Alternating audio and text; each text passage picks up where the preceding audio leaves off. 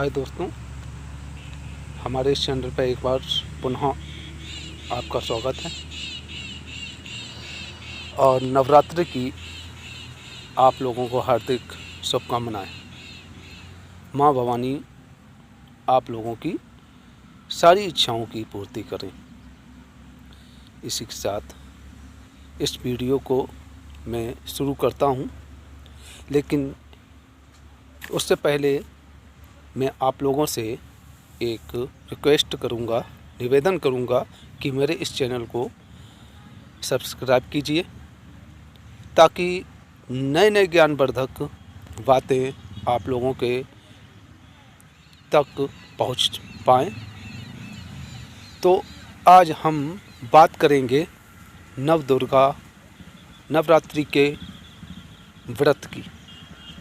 जो हम उपवास रखते हैं नवरात्रि का, वो क्यों रखते हैं। तो नवरात्रि जो हमारे जो शरीर है, इस शरीर में 3 गुण होते हैं। पहला गुण होता है तमोगुण, रजोगुण और सतोगुण। ये गुण हमारे शरीर में 2-2 घंटे के बाद बदलते रहते हैं और ये हम लोगों ने महसूस भी किया और करते भी हैं।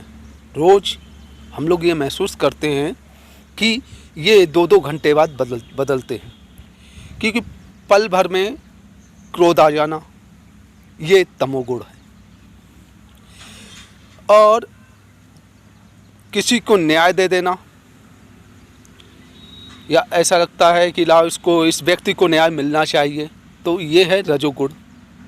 और सतोगुण वो होता है कि चलो हमने माफ़ कर दिया, या हम ये कभी सोचते हैं कि यार चलो ये गरीब आदमी है, चलो माफ़ कर दो। ये हो गया है आपका सतोगुण। अब ये तमोगुण, रजोगुण और सतोगुण के ऊपर क्या है कि वो है आत्मा की शुद्धता। जब तक ये सारे गुणों का दमन नहीं होगा, तमोगुण, रजोगुण और सतोगुण का दमन नहीं होगा, तब तक हमारी आत्मा या चेतना हमारी शुद्ध नहीं होगी। ये जो तकनीक है, पहले जो महात्मा बड़े महात्मा थे, ऋषि और मुनि थे, उनके पास थी और वो इनका यूज करते थे। तो उनका तमोगुण, रजोगुण और सतोगुण तीनों का दमन हो जाया करता था। तो नवरात्रि व्रत का ये महत्व है कि इन गुणों का समन करना, इन गुणों का दमन करना। 3 दिन के व्रत में आपका तमोगुण का दमन होता है और अगले 3 दिन के व्रत में आपके रजोगुण का दमन होता है और फिर अगले 3 दिन के व्रत में आपके सतोगुण का दमन होता है। और उसके बाद हम कन्या भोज करते हैं। उसके पश्चात हमारी आत्मा या चेतना शुद्ध हो जाती है। तो ये जो विधान बनाया हमारे ऋषि मुनियों ने नवदुर्गा व्रत रखने का, 9 दिन का व्रत रखने का, तो उसका जो आपको बताएं जो उद्देश्य था, वो उद्देश्य ऋषि मुनियों का यही था कि हम इन गुणों का दमन करते हैं। तो अगर हम ये सोच के 3 दिन व्रत अगर हम रहें और हम 3 दिन तक क्रोध ना करें, हम ईर्ष्या ना करें, हम अहंकार ना करें, ये गुण हमारे अंदर आने ही ना पाएँ 3 दिन तक इस व्रत में, तो वो तमोगुण का उसमें दमन होने लगता है। और रजोगुण का भी दमन यही होगा। और ऐसी सतोगुण का भी दमन होगा।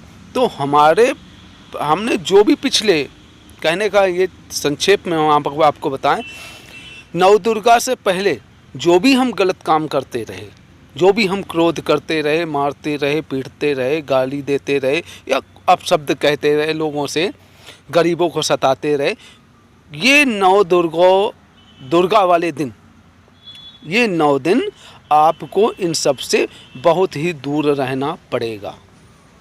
अगर आप इन सब से बहुत दूर रह सकते हैं तो आप नवदुर्गा व्रत का बहुत अच्छी तरह से पालन कर भी सकते हैं। ये नवरात्रि जो होती हैं वो 4 होती हैं।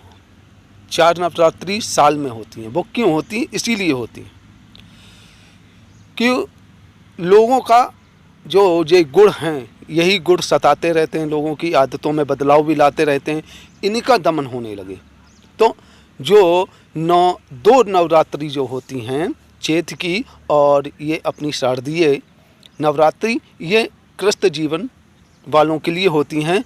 और जो 2 होती हैं उन्हें हम गुप्त नवरात्रि कहते हैं। गुप्त नवरात्रि वो लोग मनाते हैं जो गुप्त ही रहते हैं। लोग, साधु सन्यासी लोग आज भी हिमालय के पर्वतों में गुप्त अपनी साधना कर रहे हैं। किसी को नहीं मालूम है वो कहाँ हैं, कहाँ नहीं है, क्या कर रहे हैं।